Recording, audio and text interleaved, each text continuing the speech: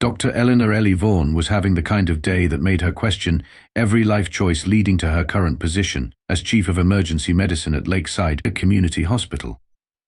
The kind of day where the coffee machine broke, 3 nurses called in sick, and a bus full of teenagers with food poisoning from a questionable gas station sushi place had just been admitted. And Martinez, "Get me more antiemetics and find some more buckets," she called out, dodging a projectile vomit arc with the practiced grace of someone who'd been doing this for far too long. Tech Martinez, a burly ex-military nurse with tattoos peeking out from his scrubs, nodded and jogged off just as Ellie's pager buzzed. She glanced down, expecting another disaster, an unknown mass casualty event. "What the hell does that even mean?" she muttered, then looked up at the sound of approaching sirens, baseball sirens. The kind of siren symphony that usually meant a highway pileup or natural disaster. Ellie sighed, chugged her lukewarm coffee, and headed to the ambulance bay. Whatever it is, it can't be worse than Sushi-pocalypse 2025. She would later reflect on how spectacularly wrong that statement was. The first ambulance screeched to a halt. The doors burst open to reveal paramedic Doug Chen, his eyes wide with something Ellie had never seen in the veteran paramedic's face before, pure, unadulterated shock. "Doc," Doug said, his voice trembling slightly, "you're not going to believe this." From the ambulance emerged a stretcher carrying what was unmistakably not a human. The being had greenish-blue skin, 4 arms, and a head shaped vaguely like an octopus had mated with a bicycle helmet. Ellie's coffee cup slipped from her fingers and splattered across the pavement. Is that an alien? Yeah. There's a goddamn spaceship crashed in Miller's cornfield. About 30 of these guys in various states have messed up. Some of their own medics are working on them, but they're having trouble. Their ship is toast. Before Ellie could respond, 5 more ambulances pulled in, each carrying similarly non-terrestrial patients. Behind them rolled 3 unmarked black SUVs that screamed government louder than if they'd had definitely not the FBI painted on the sides. Ellie took a deep breath. Okay, triage protocols remain the same. If it's bleeding, stop the bleeding. If it's not breathing, help it breathe. We'll figure out the rest as we go. She turned to the staff who had gathered, all staring wide-eyed at their new patients. "People, I know this is weird, but they're still patients, whatever planet they're from. They need our help, so snap out of it and get to work." As her team sprang into action, Ellie approached the least injured-looking alien, who was frantically waving some kind of glowing device over a badly wounded comrade. The alien wore what appeared to be a uniform with symbols that might have denoted medical status. "Hi there," Ellie said with forced calmness. "I'm Dr. Vaughn. I'm guessing you're some kind of medic." The alien jerked its head up, revealing 3 solid black eyes arranged in a triangle. It creaks. "Field medical technician, Galactic Alliance Defense Force." Its voice sounded like someone speaking through a fan. "Your assistance is appreciated but unnecessary. Once our equipment recalibrates." The wounded alien on the stretcher convulsed suddenly, a thick purple fluid spurting from a gash in what Ellie assumed was its torso. "That doesn't look good," Ellie remarked dryly. Crix's device emitted a shrill beep. Calibration failed. Unknown physiology. "That's because you're on Earth, genius. You're the unknown physiology here." Ellie gently pushed past the alien medic. "Let me take a look." "Your primitive methods could kill him," Crix protested. Ellie snorted. "As opposed to standing around waiting for your fancy gizmo to boot up while your friend bleeds out. Thanks, but I'll take primitive and effective." She examined the wound, noting the viscosity of the purple blood and the strange anatomy beneath. Different, yes, but still recognizable patterns. Something circulatory was damaged, something needed to be closed up. "Martinez," she called. "Bring me a suture kit and that experimental hemostatic gel from the clinical trial." As Martinez hurried over with supplies, Ellie glanced up at the increasingly agitated alien medic. "Listen, Crix, I need information. What's this fluid? What's normal pressure? Any anticoagulants I should know about?" Crix hesitated. all three eyes blinking in what might have been surprise. Then, seemingly deciding that cooperation was the best option, the alien moved closer. The circulatory system branches here, here, and here. Crix pointed with 3 of its 4 hands. The purple fluid is oxygenated. The pressure should be maintained between what you would measure as 90 and 110 in your units. Ellie nodded, already working to close the torn vessels. Good, see? We're figuring it out. Now tell me about these membrane structures while I work. Are they supposed to be this color? As they worked together, more aliens and human medical staff joined in an improvised but increasingly effective collaboration.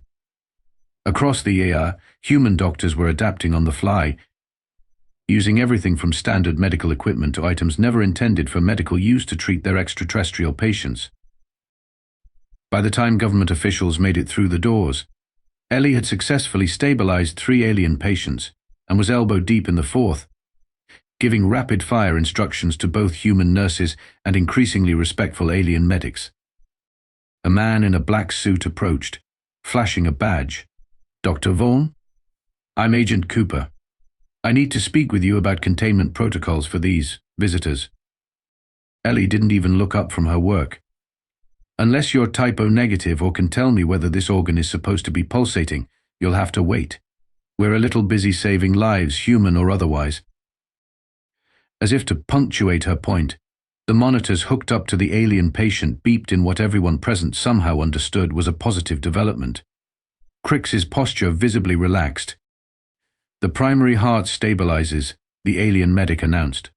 Your intervention was timely, Dr. Vaughn. That's what we primitive humans do best, Ellie replied with a smirk. Now, let's see what we can do about that secondary heart, shall we? As the initial chaos settled into a more organized form of chaos, the hospital doors burst open again. This time, a tall, imposing alien strode in, flanked by 2 others carrying what looked like floating medical cases. The alien's uniform was adorned with intricate insignia, and its bearing suggested authority.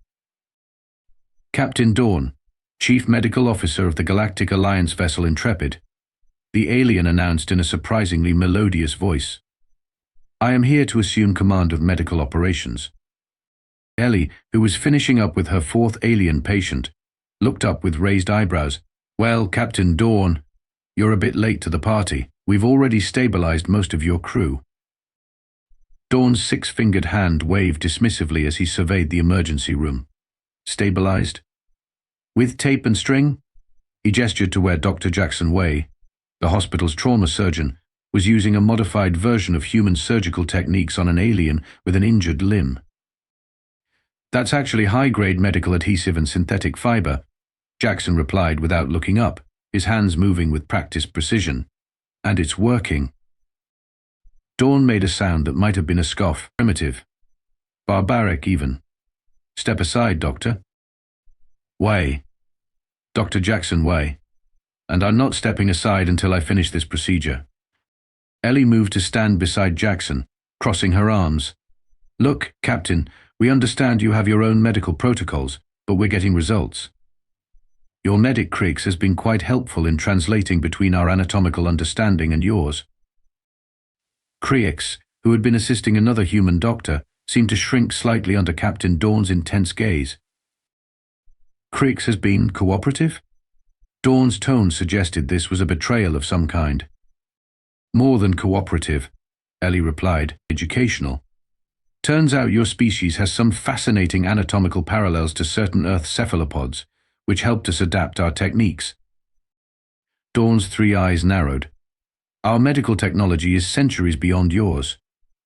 We have nano-regenerative field generators, molecular restructuring devices, instant tissue fabricators, none of which are working properly in Earth's atmosphere. Crix interjected, then immediately looked like he regretted speaking. Dawn's color shifted slightly, perhaps the alien equivalent of flushing with anger. A minor calibration issue. A minor issue that would have resulted in major casualties if we hadn't stepped in, Ellie countered. Look, Captain, I don't care if you've got magic wands and healing potions. Right now, your crew is being treated with methods that are working. Period. Dr. Wei finished his procedure and straightened up. Unlike Ellie's confrontational approach, Jackson's demeanor remained calm and diplomatic. Captain Dawn, perhaps we could benefit from collaboration rather than competition. Your knowledge of your species' physiology, combined with our adaptable techniques, could save more lives. Dawn hesitated, his gaze moving from patient to patient. Even his alien pride couldn't deny that the human doctors had managed to stabilize his crew effectively. Very well, he finally said, though his tone suggested this was a grand concession. We will collaborate. But understand that once our equipment is properly calibrated, we will employ our superior methods. Knock yourself out, Ellie muttered, then added more loudly, in the meantime, I've got a patient with what looks like a compound fracture of whatever that bone-like structure is. Care to enlighten me, Captain? Before Dawn could respond, the government agent Ellie had dismissed earlier returned, this time with reinforcements. Behind him stood a tall, slender alien wearing what appeared to be diplomatic rather than military attire. Dr. Vaughn, Dr. Wei, Agent Cooper said, may I introduce Commander Fila of the Galactic Medical Federation? She's here to assess the situation. The new alien stepped forward, her movements fluid and graceful. Unlike Dawn's dismissive attitude, Fila's expression, insofar as Ellie could interpret alien expressions, seemed genuinely curious. Fascinating, Fila said, watching as human and alien medical personnel worked side by side. I've never seen such rapid adaptation to an unfamiliar species' physiology before. Perhaps there is something to learn here after all. Captain Dawn straightened to attention. Commander Fila, I assure you, once our equipment— Yes, Fila interrupted with a gesture that somehow conveyed the same sentiment as an eye roll. Your equipment is superior. And yet, these humans are saving lives with materials I would have considered suitable only for emergency field triage. She turned to Ellie and Jackson. I believe a more formal evaluation is in order. Don't you agree, doctors? Ellie and Jackson exchanged glances. There was something in Commander Fila's tone that suggested this evaluation would be much more than a simple observation. What exactly did you have in mind? Ellie asked cautiously. Commander Fila clasped her 4 hands together, the gesture somehow simultaneously diplomatic and mischievous. What I have in mind, Dr. Vaughn, is a proper assessment of your medical capabilities. The Galactic Medical Federation catalogues all encountered species medical practices for mutual benefit, of course. Of course, Ellie echoed, not bothering to hide her skepticism. Your methods are unorthodox by galactic standards, Fila continued. Captain Dawn believes they are merely lucky accidents. I find myself wondering if there might be more to it.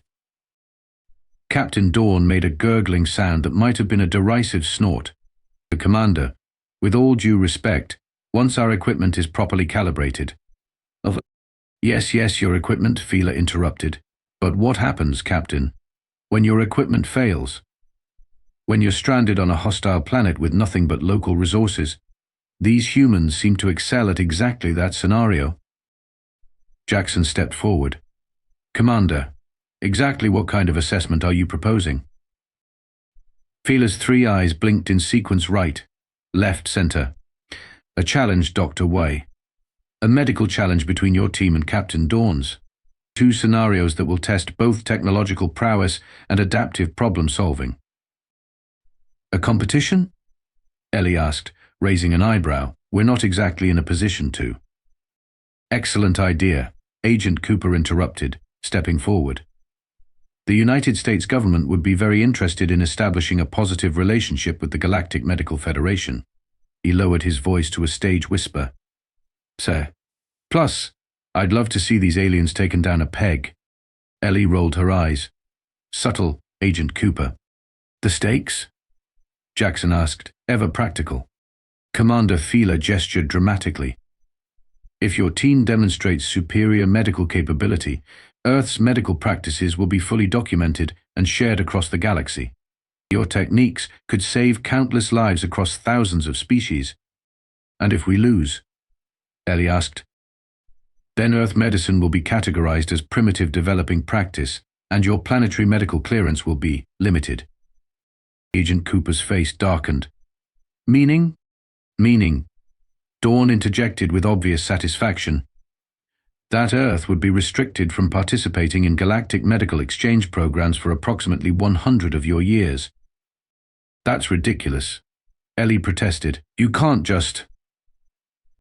It's standard procedure, Fila said, her tone softening slightly. But I wouldn't worry too much. You've already shown remarkable adaptability. Jackson placed a calming hand on Ellie's shoulder. We'll do it, he said. What? Ellie hissed. Think about it, Jackson whispered. Access to galactic medical knowledge, techniques that could save millions of lives on Earth, it's worth the risk. Ellie hesitated, then nodded reluctantly. Fine.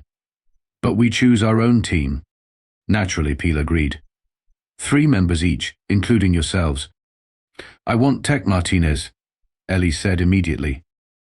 As if summoned by his name, Martinez appeared, pushing a cart of supplies. Someone call for the cavalry?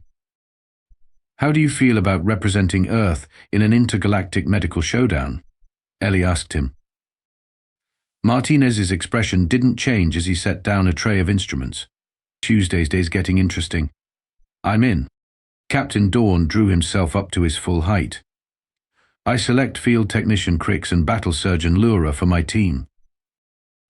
A new alien stepped forward from the group, distinguished by a scar running down one side of her face and a more imposing build than the others. She gave a curt nod that somehow managed to convey both respect and challenge. Lura has treated battlefield injuries in 12 different planetary conflicts, Dawn announced proudly. Her surgical precision is unmatched in the galactic fleet. Wonderful, Ellie muttered. We're up against the alien version of Hawkeye Pierce. Who? Crix asked, looking confused. Earth cultural reference, Jackson explained. A fictional doctor known for exceptional surgical skills in difficult conditions. Ah, Crix nodded. A compliment, then. Pila clapped her hands together. Excellent, the teams are set. We shall begin the first scenario in 1 hour. I suggest you prepare yourselves. As Fila and Dawn walked away to confer, Ellie turned to her newly formed team. So, just to summarize, we're competing against space doctors with centuries of advanced technology to prove that Earth medicine isn't primitive, and with the fate of our planet's medical future hanging in the balance. Martinez shrugged. Still beats the bus full of teenagers with food poisoning. Jackson smiled slightly. I've seen you perform miracles with duct tape and paper clips, Ellie. I think we've got this. Ellie sighed, looking around at the mix of human and alien patients being treated throughout the ER. Well, at least we've got home field advantage. Now, let's figure out how to show these aliens what Earth doctors can really do. And if their equipment suddenly starts working, Martinez asked. Then, Ellie said with a determined smile, we'll just have to be even more impressive. The hour passed quickly as both teams prepared, studying what little information they had about each other's physiologies and methodologies. Ellie insisted on reviewing every alien medical chart they'd created in the past few hours, while Jackson quietly inventoried their available supplies. Martinez, meanwhile, had disappeared briefly only to return with a duffel bag that made a concerning clanking sound when he set it down. Do I want to know what's in there? Ellie asked. Martinez grinned. Just some specialized equipment, old army medic tricks. Before Ellie could investigate further, Commander Fila returned, clapping her hands for attention. The air had been partially cleared to create a central area for the challenge. Round 1 begins now, Fila announced, a multi-casualty incident requiring immediate triage and treatment. She gestured, and a section of the wall seemed to shimmer before revealing what looked like a simulation room. Inside were 6 medical mannequins, 3 human-shaped and 3 alien-shaped, all displaying various injuries. These are medical simulators, Fila explained. They will respond physiologically to your treatments, as if they were actual patients. The scenario, a transport vehicle collision, has resulted in multiple casualties. You have 15 minutes to stabilize all patients. To begin. Both teams rushed forward, quickly assessing the scene. Ellie immediately fell into trauma protocol mode. Martinez, start triage. Jackson, prep the crash carts. I'll assess the first critical case. Across the room, Dawn was barking similar orders to his team, already unpacking their glowing medical devices. The human team worked with practiced efficiency, moving from patient to patient, calling out vital signs and treatment plans. Martinez methodically tagged each simulator with color-coded markers, while Jackson began treating the most critical cases. Ellie found herself working on an alien simulator with what appeared to be severe internal bleeding. She glanced over at Creeks, who was struggling with a human simulator. "Pressure's dropping," Creeks muttered, staring at his scanner in confusion. "Try direct pressure first," Ellie called out. "Human circulatory systems respond well to basic compression before you get fancy." Creeks hesitated, then applied pressure to the wound. The simulator's vital signs stabilized slightly. Meanwhile, Captain Dawn had pulled out a device that looked like a cross between a stapler and a flashlight. He waved it over his alien patient with confidence until the device sparked and emitted a high-pitched whine. "Calibration error," Dawn growled, smacking the device. "Atmospheric interference." 7 minutes remaining, announced Fila, who was observing with keen interest. The human team had settled into a rhythm, moving between patients with coordinated precision. Martinez had pulled what looked like a camping stove from his mysterious duffel bag and was using it to heat something. "What are you doing?" Jackson asked without looking up from the chest tube he was inserting into a human simulator. "Improvised blood warming," Martinez replied, "for the alien with hypothermia. Their thermal regulation is opposite to ours. They need heat fast." Across the room, battle surgeon Laura was growing increasingly frustrated with her equipment. "The neural scanner isn't registering human brain patterns correctly," she complained. "Check pupil dilation manually," Jackson suggested as he passed by. Classic sign of increased intracranial pressure in humans. Laura looked surprised but followed his advice. As the clock ticked down, the differences between the teams became apparent. The alien team had superior technology, but was hampered by malfunctions and unfamiliarity with human physiology. The human team relied on basic principles, adaptability, and quick thinking. By the 10-minute mark, Martinez had constructed an improvised pressure suit for an alien patient using blood pressure cuffs and IV bags. Jackson had performed a needle decompression on another alien using knowledge gleaned from Cricks's earlier explanations. And Ellie had stabilized a human patient with severe burns using a combination of standard protocols and a modified version of an alien cooling gel she'd observed earlier. 2 minutes remaining, Fila announced. Captain Dawn was now abandoning his malfunctioning equipment in favor of more manual techniques, clearly frustrated but too proud to ask for help. Creeks, however, had quietly begun mimicking some of the human team's methods on his patients. "Time," Fila called finally. Both teams stepped back, breathing heavily. The simulation room flickered, and the mannequins displayed final vital signs and status reports. Commander Fila studied the results carefully. "Interesting," she murmured. "The human team has successfully stabilized all 6 patients. The galactic team has stabilized 4, with 2 remaining in critical condition." Captain Dawn's color shifted to a deep purple. "Our equipment was compromised by local conditions. It was an unfair advantage." "Actually," Pila countered, "adapting to local conditions is precisely what this challenge is designed to test." She turned to the human team. "Impressive work, particularly your improvised solutions. Round 1 goes to Earth." Ellie, Jackson, and Martinez exchanged tired but triumphant looks. They'd won the first round, but the real test was yet to come. "Prepare yourselves," Fila announced. "Round 2 begins in 30 minutes. And I assure you, it will be considerably more challenging." The 30-minute break passed in a flurry of activity. The human team huddled in a corner of the ER, reviewing what they'd learned about alien physiology while hydrating and preparing for whatever challenge came next. "They're going to make it harder," Jackson said, his normally calm demeanor intensified with focus. "Probably try to neutralize our home field advantage." "Let them try," Ellie replied, checking the contents of her pockets. "We've been dealing with impossible situations in understaffed, underfunded hospitals for years. That's our superpower. Martinez was once again digging through his mysterious duffel bag. I've got some more tricks up my sleeve. Military medicine teaches you to operate with nothing but shoelaces and optimism if necessary. Across the room, the alien team was in intense discussion. Crix appeared to be demonstrating something to Captain Dawn, who looked reluctantly interested. Battle Surgeon Laura was disassembling and reassembling her equipment with practiced efficiency. Commander Fila approached, her 3 eyes bright with anticipation. Round 2 will test your ability to perform under extreme conditions.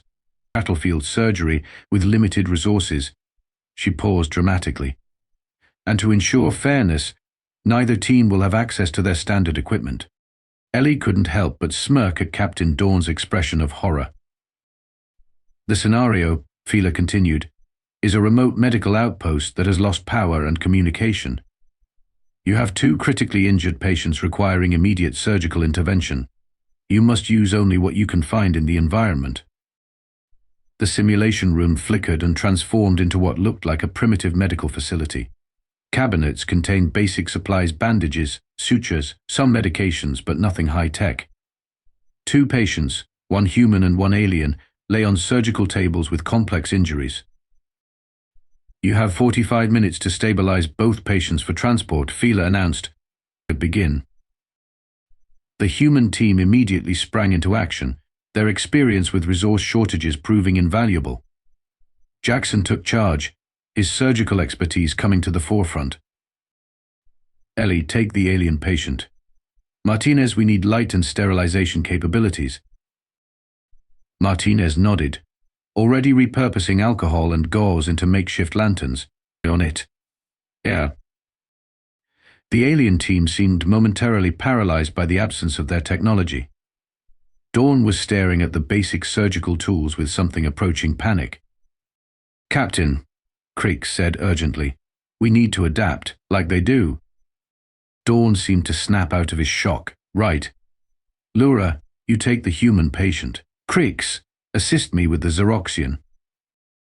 As both teams settled into their tasks, the true challenge became apparent.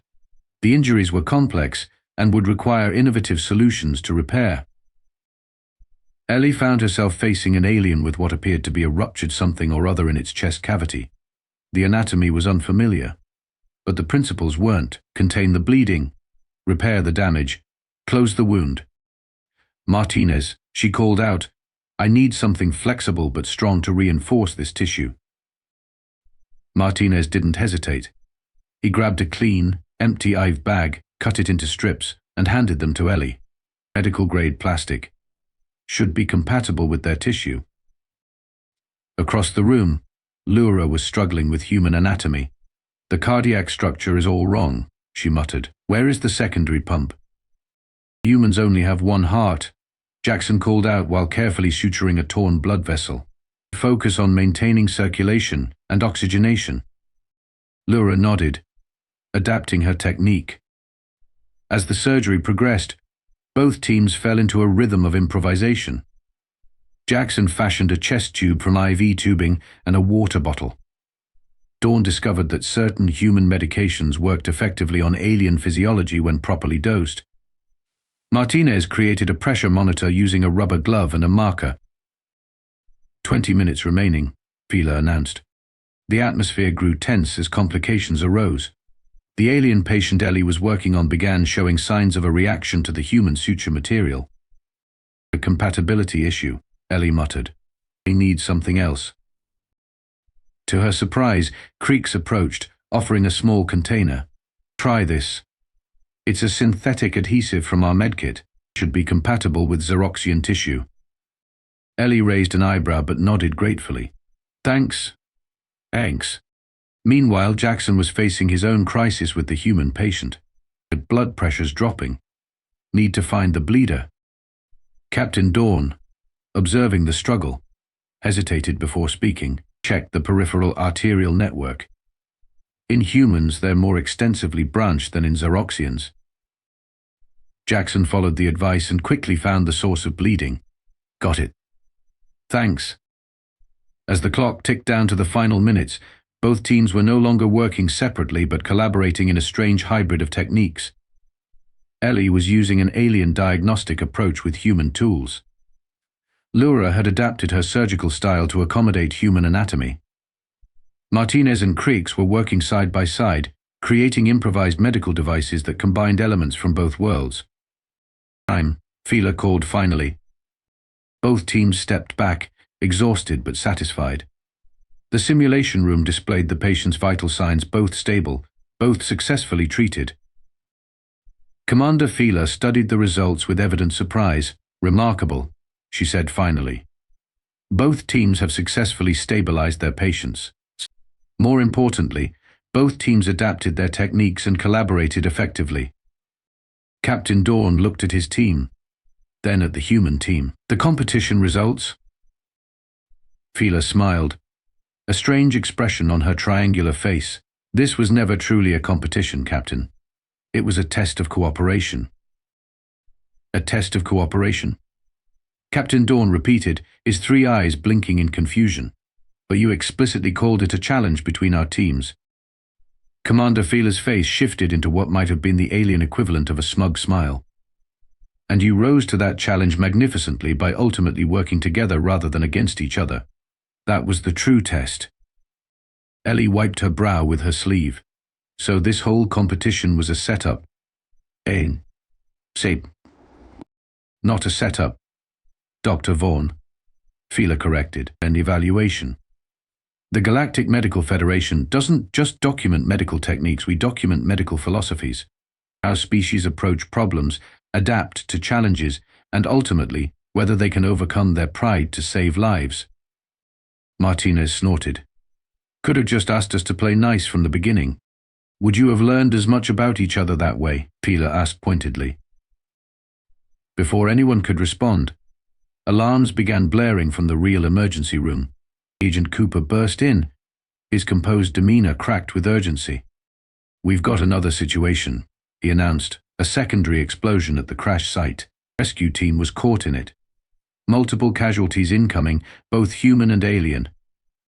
Commander Fila's expression turned serious. "This is no simulation."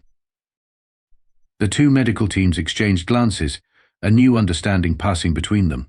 Without a word, they moved as one unit toward the ER doors. "Martinez, prep the trauma bays," Ellie called out. "Creeks, calibrate the diagnostic scanners for human physiology," Dawn ordered simultaneously. "I'll coordinate surgical teams," Jackson said. "I will assist," Laura added, falling into step beside him. As they reached the ER, the doors burst open as paramedics wheeled in the first casualties. What followed was a seamless integration of human and alien medical techniques. Dawn's equipment, now properly calibrated with Ellie's assistance, provided diagnostic information that would have taken precious minutes to obtain otherwise. Jackson and Laura worked side by side, their surgical techniques complementing each other in ways neither could have anticipated. Martinez had set up an improvised assembly line of sorts, where minor injuries were treated using a combination of alien medication dispensers and human triage protocols. Creeks moved between stations, translating medical information between species with growing confidence. Commander Fila observed it all, making notes on a device that occasionally glowed with transmitted data. 3 hours later, when the last patient had been stabilized, the combined medical team gathered in the hospital cafeteria, exhaustion evident in both human and alien faces. "That," Ellie said, collapsing into a chair, "was either the worst or best day of my medical career. I haven't decided yet." Captain Dawn, his earlier arrogance notably diminished, settled into a chair that creaked ominously under his weight. "You humans are surprisingly capable." "High praise," Jackson remarked dryly. "From him it is," Creeks said with what sounded like a chuckle. Commander Fila approached their table, her posture formal but her expression warm. "The Galactic Medical Federation has made its assessment," she announced. "Earth's medical practices are hereby classified as innovatively adaptive, priority integration status." Ellie blinked. "Is that good?" "It is the highest classification possible," Fila explained. It means that Earth's medical knowledge will not only be documented in our database, but actively distributed throughout the galaxy. More importantly, Earth will be invited to participate in the Galactic Medical Exchange Program. Agent Cooper, who had been hovering nearby, stepped forward. What exactly does that mean for us? It means, Fila said, that Earth physicians will have the opportunity to train alongside doctors from across the galaxy, sharing knowledge and techniques. And in return, galactic medical knowledge will be shared with Earth. But our technology dawn began. Is impressive but limited, Fila interrupted. Today proved that technology without adaptability is ultimately insufficient. The human approach to medicine, the creativity, the improvisation, the refusal to give up, these are qualities that cannot be replicated by any device. She turned to Ellie. In fact, Dr. Vaughn, I would like to formally invite you to become Earth's first instructor at the Galactic Medical Academy. Your particular blend of technical skill and what you call smart-ass improvisation would be most valuable to our students. The room fell silent as all eyes turned to Ellie, whose jaw had literally dropped. Me? Teach alien doctors? She finally managed. Who better? Jackson said with a smile. You did make their battle medics look like first aid students. With your help, Ellie pointed out. A team effort, Martinez added. But yeah, you should go show those space docs how we do things on Earth. Ellie looked around at her colleagues, both human and alien. In the space of one chaotic day, everything she thought she knew about medicine, about the universe itself, had been upended. And yet, the fundamental truth remained. Medicine was about saving lives, whatever form those lives took. I'll need to pack a toothbrush, she said finally, and coffee. Does the Galactic Medical Academy have coffee?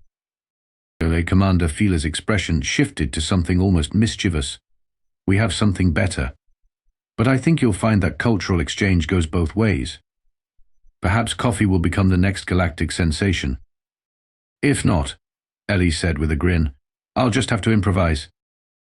As laughter, both human and the strange, melodic sound of alien amusement filled the cafeteria, Ellie couldn't help but think that perhaps the universe wasn't so vast after all. Different anatomies, different technologies, different worlds, but in the end, the same dedication to healing transcended it all. And if Earth doctors could make alien battle medics look like first aid students today, who knew what tomorrow would bring?